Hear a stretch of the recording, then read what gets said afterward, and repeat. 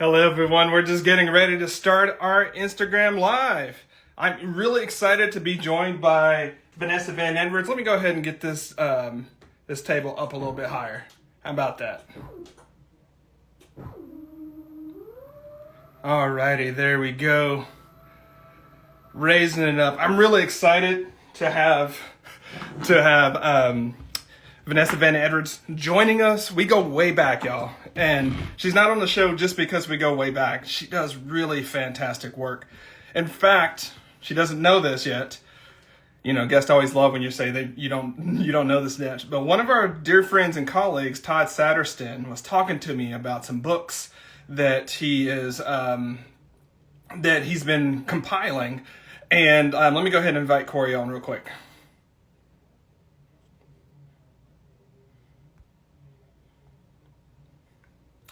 Cory, let me find you real quick. Go ahead and request. There we go. I done forgot how to do this. There we go. Invite.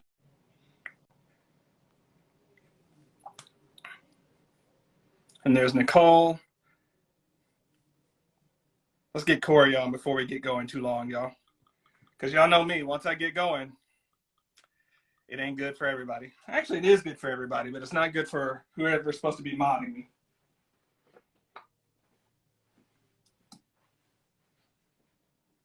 There's Vanessa.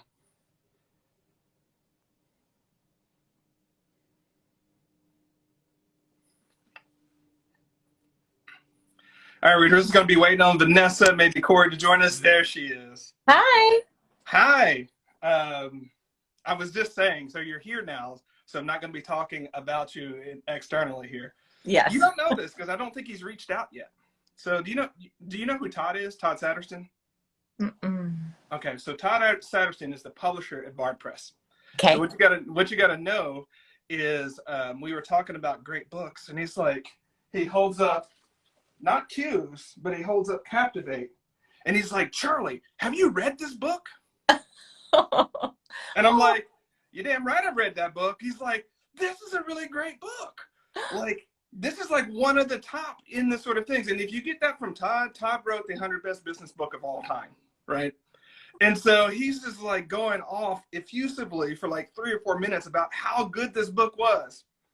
And you know what I said, Todd? I said to Todd, and it happened after I had read my advanced copy of Q's. I was like, wait, she's got another one that follows up that's just as good.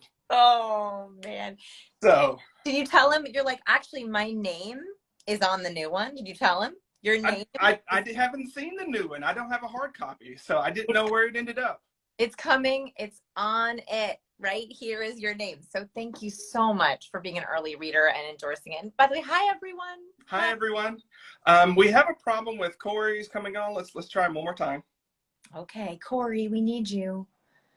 Yes, I like it. Excited to hang out and jam on Q's today. I agree. There he is, right there. Hey, everybody. Good morning.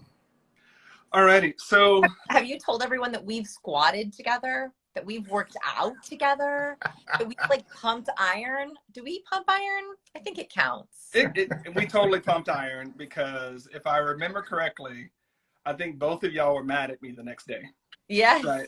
I'm so sorry. I was like, Charlie, show me how to do a squat, please.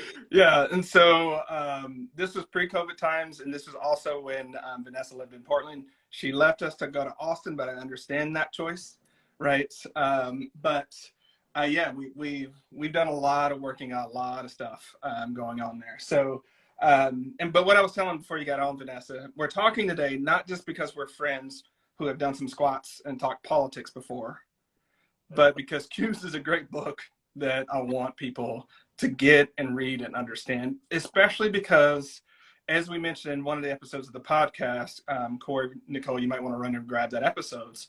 I think, Vanessa, when people see you and see your body of work, they assume that you're a native, intuitive extrovert and socialista, right?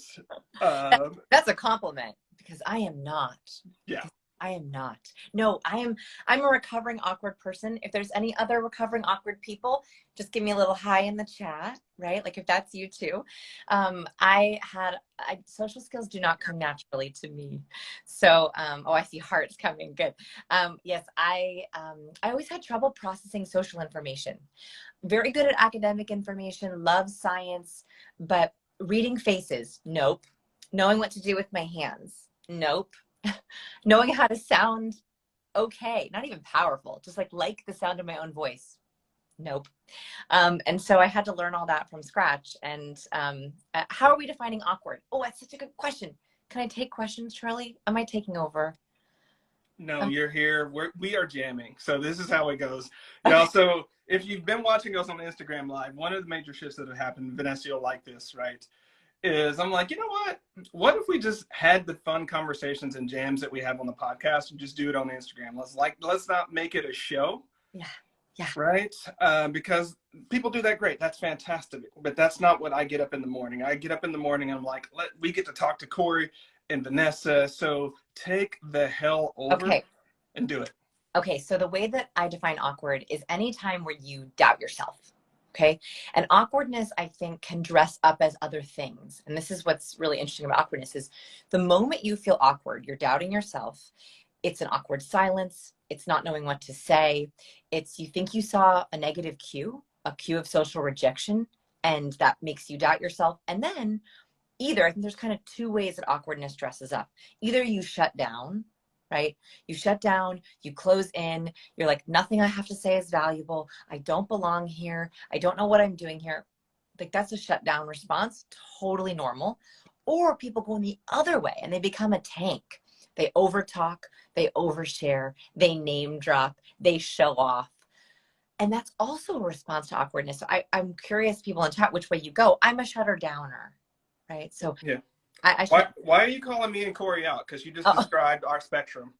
I was just thinking, uh-oh.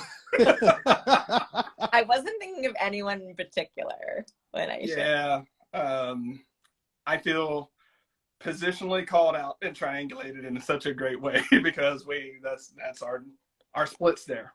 Hey, I think it's a social skill to understand how your awkwardness dresses up, right? If you know it going into a conversation, okay, if someone says something passive aggressive or someone uses a not nice tone of voice with me, I might shut down and that's okay. Or I might shut down and that is my moment to excuse myself and get a drink, to excuse myself and go to the bathroom, to even take a breathing pause. When we know those things about ourselves, we're not ashamed of them. No, the opening line of my last book was, I'm an awkward person. So I don't want you to be ashamed. I want you to own it. Yeah. And this is my sort of OS on this one. Vanessa, I have a saying for myself that when it's loud inside, be quiet outside. Ooh, I like it. By the way, OS, operating system, if you don't speak Charlie. Okay. Yeah. When it's loud outside, be quiet inside. I love it. I love it. And that works for me because I'm like, wait a second, I am in this moment really unsettled. And if I'm not careful, I'm going to say something I don't mean.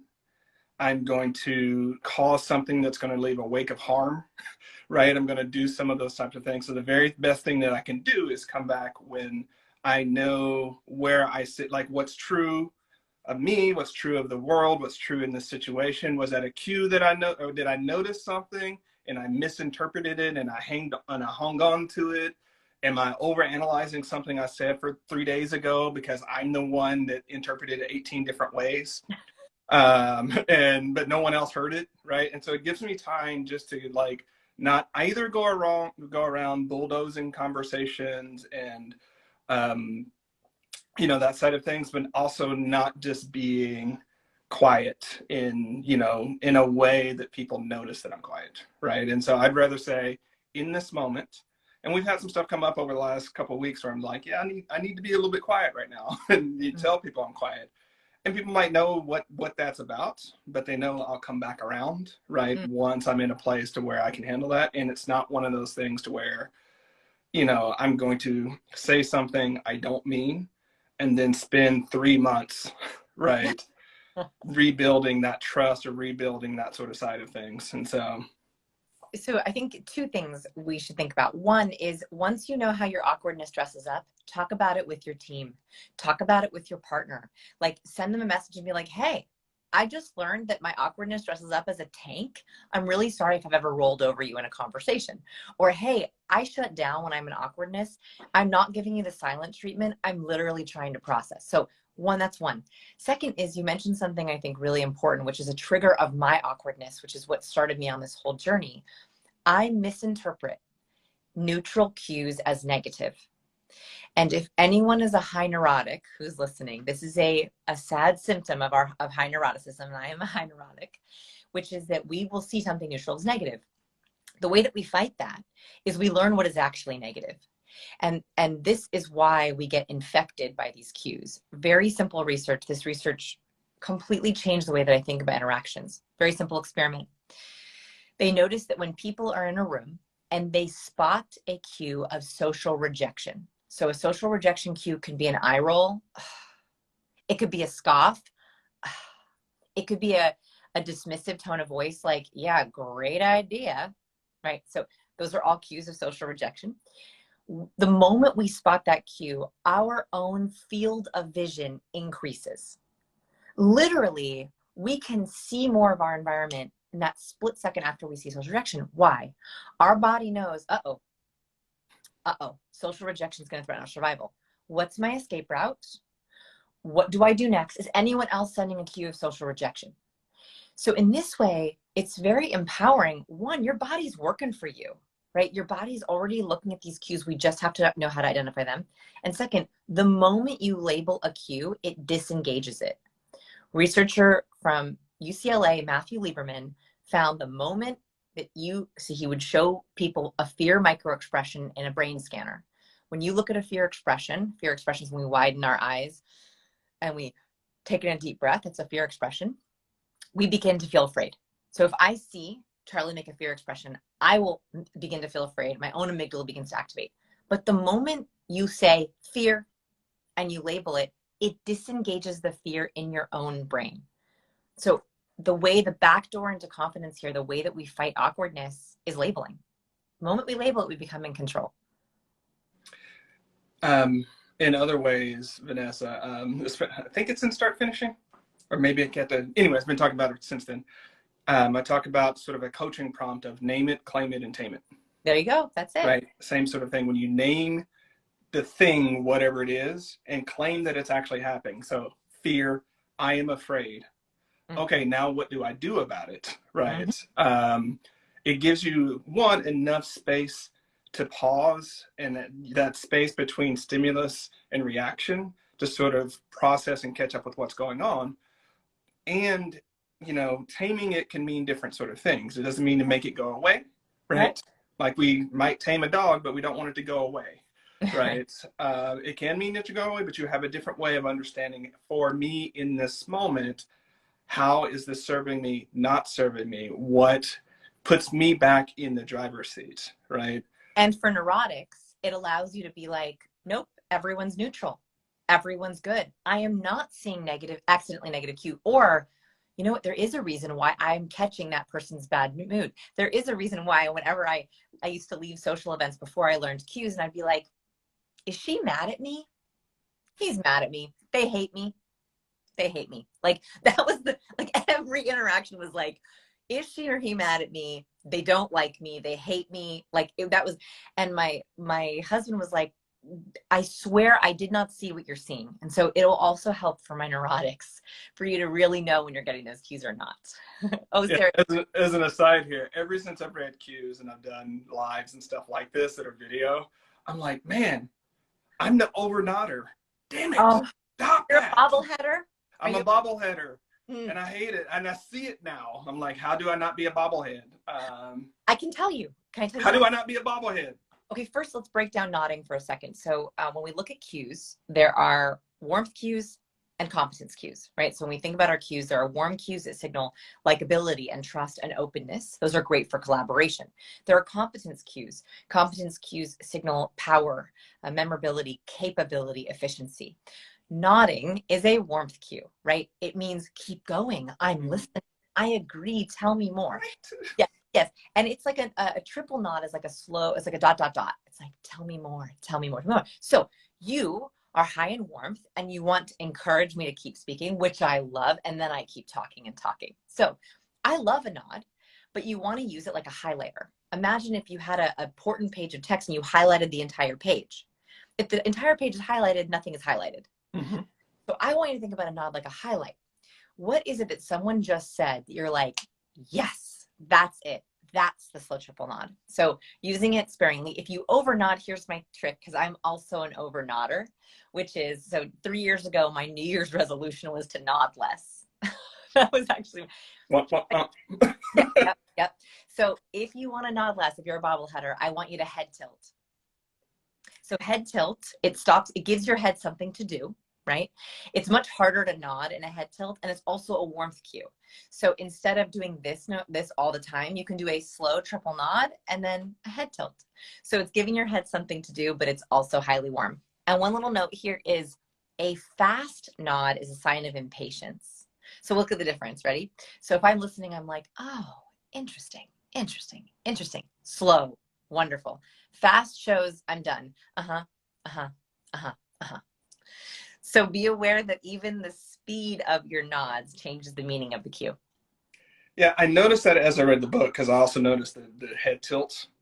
And as I've been practicing this, given my relationship with people and given my nodding as a cadence sort of thing, when I tilt, they actually stop. Because they're like, they notice that I'm noticing.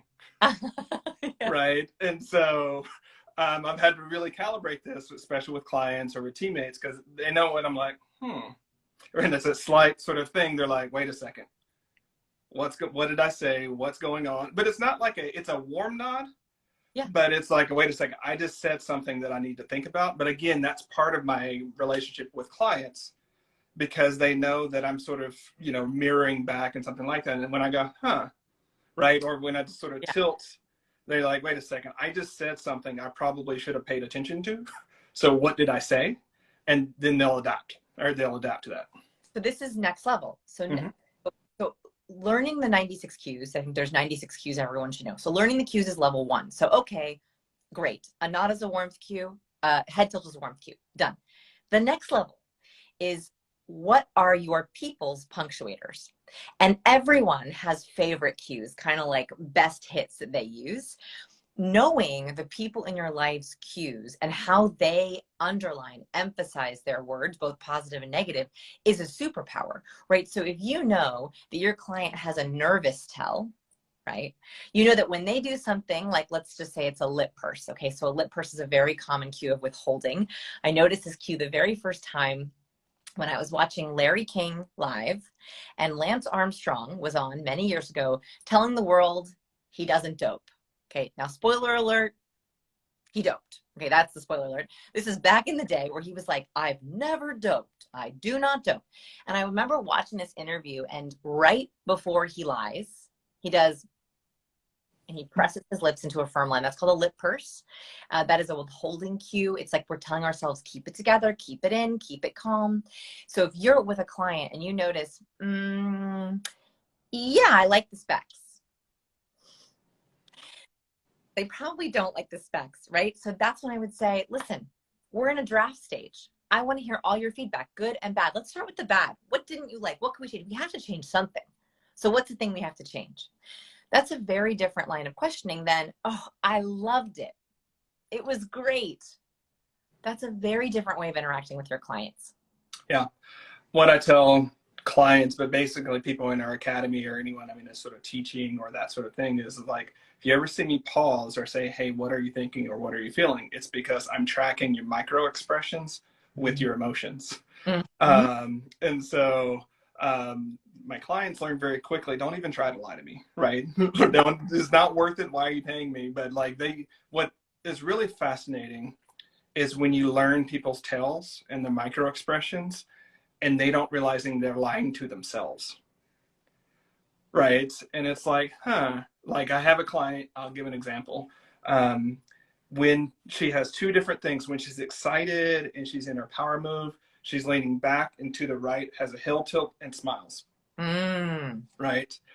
When she's doing something and doing some dread work or really like ruminating over something, she leans forward and she's just like scrunched.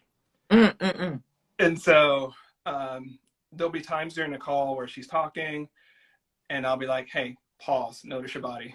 And she'll be like, oh, shit. Right. Because her words are not tracking where she's actually feeling.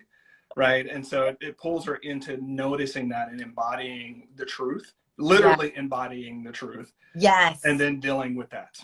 Okay. So first of all, another thing that I think everyone should know about themselves is you just mentioned self-deception. Self-deception is a very, very difficult thing to root out. It's very close to the next challenge I'm going to give everyone. If you're willing to take a challenge, I think everyone should know their tells. I think everyone should know how they lie, what they do in guilt or high emotions. So what I want you to do is I want you to identify your tells. I have this in chapter 6. I'm just going to share it here so you can just go do it. The very first thing I want you to do after this live, don't do it now, after this live, is I want you to open up your camera. So go to a quiet, private place. And first, I want you to tell me what you had for breakfast. And pretend that you're going to send this video to me. I want you to actually pretend you're speaking to me.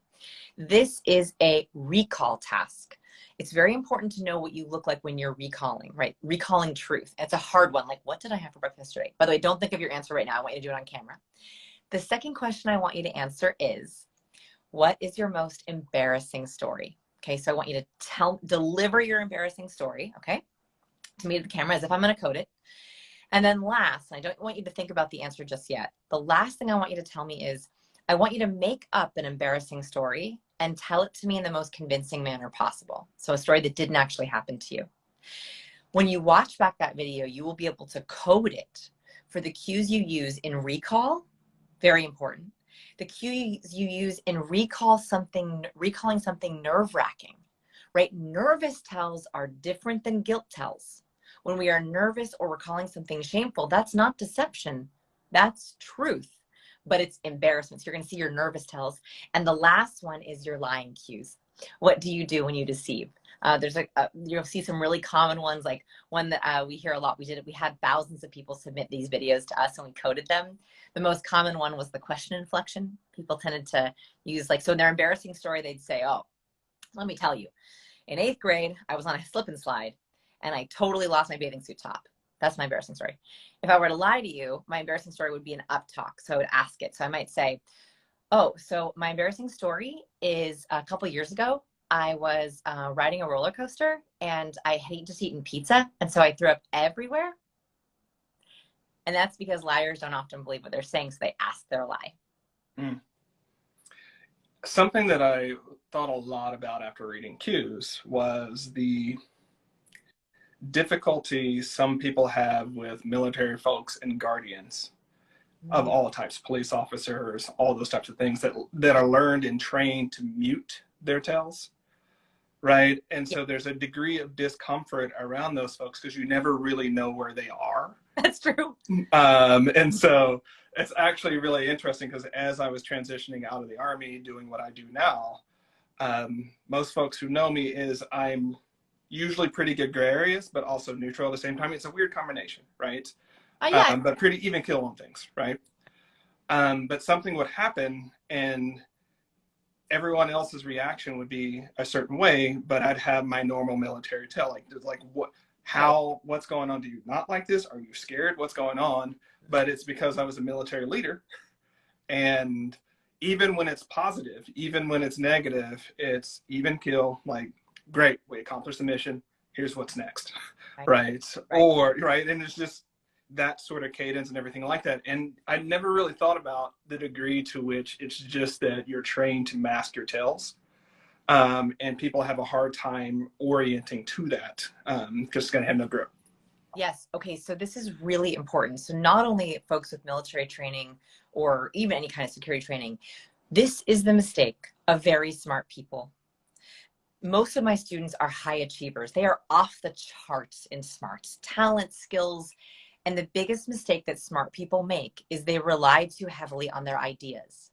They have great ideas. So they're like, yeah, my ideas are great. My smarts is there. I don't need to worry about my cues. In fact, smart people think, I don't know what cues to send, so I'm just going to mute them. And I'm going to let my ideas speak for themselves. So the problem that very smart people have is they have these great ideas, but they don't land, or they can't get buy-in, or smart people are told, you're intimidating. You're really hard to talk to. I didn't tell you because I was worried what you would think, or I can't read you, or I find you unapproachable. And so it's exceptionally important for high competent people, very smart people, to learn the charisma cues as like the gasoline for your ideas. That's what gets your ideas to move. Because if we don't signal, we under signal, that leaves people feeling suspicious. And this comes straight from the research. Dr. Susan Fisk, researcher at Princeton University, found that highly charismatic people rank off the charts in warmth and competence. That's what the entire book is about, right? Yeah. Because of that, highly who under signal their warmth leave people feeling suspicious. Now think of a couple really famous people right now who are off the charts in competence, but everyone is suspicious of them. The problem is high competence without warmth is going to make people doubt your ideas. The only way that you can get people to believe your competence is to add warmth. So why do all those people want to like put themselves on Mars or Saturn? Like, what's the deal? I'm joking. No, actually, to this point, I did a lot of reflections after reading Q, and I was especially in relation to the nodding, because I was like, I didn't used to be a nodder. Oh, you added that warmth cue to your story. I added the warmth cue, but then overcompensated, or rightly compensated, depending upon how you're looking at it, right? That's highly charismatic. You use your cues like a dial. And I think that this is the power we have, right? Like if you think of your charisma like a thermostat, right?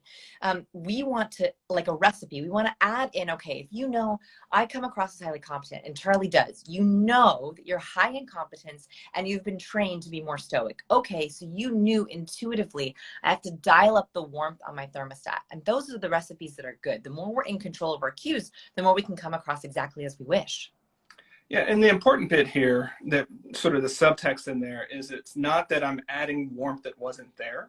Right. Right. It was the warmth was already there, but it had been habituated and sort of trained out. And so it's adding the warmth back in, because if you add the false warmth, that's going to be a different thing, not going to work. Right. Yeah. I do not believe in fake it till you make it. So I'm sort of allergic to fake it till you make it. I think that, yes, you can learn to fake these cues. And that transparently is my biggest concern with cues.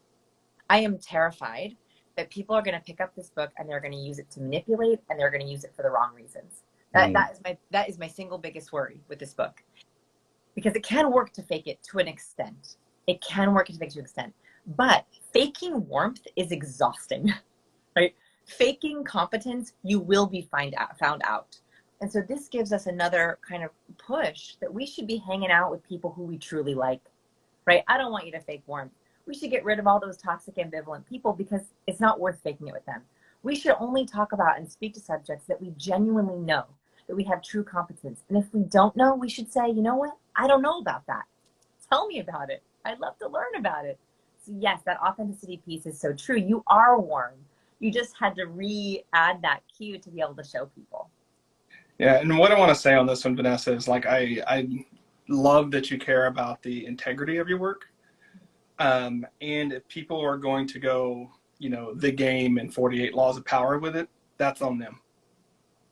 Yeah. You can't, that's just going to be them and how they use it. So I try to thank you for saying that. And I tell myself that I know my readers have good intentions. So that's what I keep telling myself. Thank you for the reminder. Yeah. This reminds me so much of when I was in theater school and learning how to perform. You can, to a certain extent, fake having an emotional experience that your character is having. But in truly great actors learn how to create the inner emotional experience so that the inner emotional experience comes out through the physical expression. And you can go both ways. You can go inside out or outside in, but the inner emotional experience has to be there, or it doesn't land, especially on film. Yes. So, yeah. And I would even argue that bad actors, why does everyone dislike them? It's because they don't do a great job of matching the cues with their character. Mm-hmm. They make the wrong facial expressions at the wrong time, or they do the wrong gestures, and you're like, something doesn't feel good about them, and it's because they just didn't learn cues. Yep. Yeah. I mean, as much as we might not love Seth Rogen's range. Mm. Seth Rogen is Seth Rogen. Yeah. You know, he's always in that bag, right? And that's charming and endearing because you're seeing Seth Rogen, right? There are other actors and actresses where you never know what you're going to get, and that's great, right? But they've sort of mastered that. Seth's mastered being him, and you either like it or you don't, and that's great. Exactly. So I'm curious, and I know you're always rooting out and working on cues for yourself. Always. Which one are you struggling with the most right now, and how are you adapting to that? Always, I've struggled with the vocal piece, actually more than anything. I think that, so there's 4 different kinds of modes that we communicate cues. Nonverbal, which we talked about a lot. So body language, facial expressions, gestures, nonverbal. Vocal, so the volume, pace, cadence, tone that we use, pitch we use to deliver our words. Verbal, so the words we use, and then imagery, the colors we wear, the ornaments we wear, the props that are behind us. Those are all imagery. Vocal, which is the next biggest section in the book, that's the area that I've always struggled with. And it's the area I continue to struggle with. I have to work on, because when I get nervous, I either go into vocal fry or I go too high in my pitch. So vocal fry sounds like bacon sizzling in pans. So if I'm really nervous, I will go into a little bit of vocal fry, and it's really annoying to listen to, right? So if I were to give my entire presentation like this, it would be pretty bad. Yeah. So I am always hyper aware. Oh, I just dipped into vocal fry. Now, vocal fry is a breath issue. So the good news is the moment that I hear myself go into vocal fry, I speak louder. And this happens to anyone. If you're in vocal fry, just speak up. Pushing your breath out. Vocal fry happens when your vocal cords rub together and they create a rattling sound. Kind of gross. That's what happens. Mm-hmm. So I hear yourself vocal fry, I speak louder. And then the second thing is I'll go a little higher in my tone like this. So, hey, everyone, how are you? And then I sound really nervous like a little girl. So I try really hard to, yes, Cher from Clueless, that's up talk for sure. And everything is just really cool. Yeah. That's Cher. So I also try to keep my voice down, and that is a daily, hourly struggle. Yeah, and I'm going to call out real quick, kudos to how well you practice the cues yourself, and so that you can nail them and demonstrate as you're going. I definitely want to say I noticed that, because that takes a degree of mastery and craft and sort of thing. So big love on that for a demonstrator. If I can't do it, I can't teach it, right? If I'm speaking in vocal fry, I certainly can't teach how we get out of vocal fry. Yeah. And so, vocal fries are great if you're a subharmonic bass and you're really trying to hit that low G. But for the rest of us, maybe not so much vocal fry. So deep cut there if you listen to Tim Faust on YouTube. Anyways, that's a whole nother conversation for another day. Vanessa, I want to be conscious of your time. I noticed that we're at 30 minutes.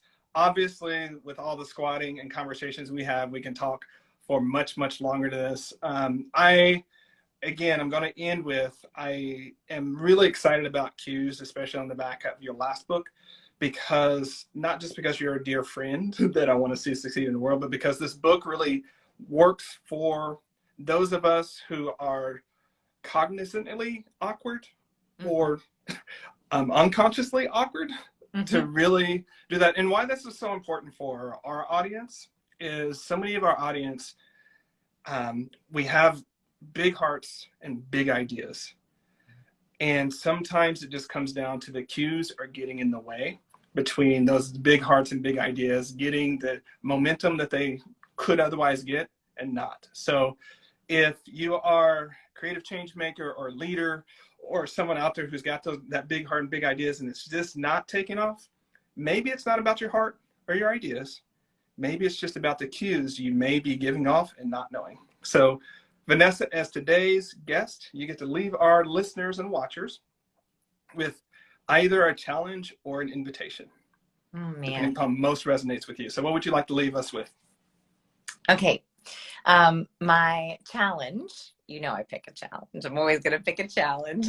My challenge is, over the next 7 days, I want you to pay attention to the cues you spot, the cues that make you feel good. When someone does that to you, for you, with you, you're like, ooh, I feel so good. I feel so heard. I feel so loved. I feel so belonging. I feel belonging. And what are the cues that make you feel kind of icky? Like the cues where you're like, ugh, did I do something wrong? Did I say something wrong? Did I miss something? I want you to begin to pay attention to the people who send those cues, because that is a cue or a signal to you. Those are people you want to keep having in your life from the good cues, and maybe want to start not having in your life from the bad cues. All right, everybody. So for the next week, you get to be a cue catcher. Catch them all, as the kids would say, and then learn how they're going to change that. Vanessa, thanks so much. Until our next conversation. And everybody else, stand tall and start finishing. Thanks, Bye, everyone. y'all. Bye.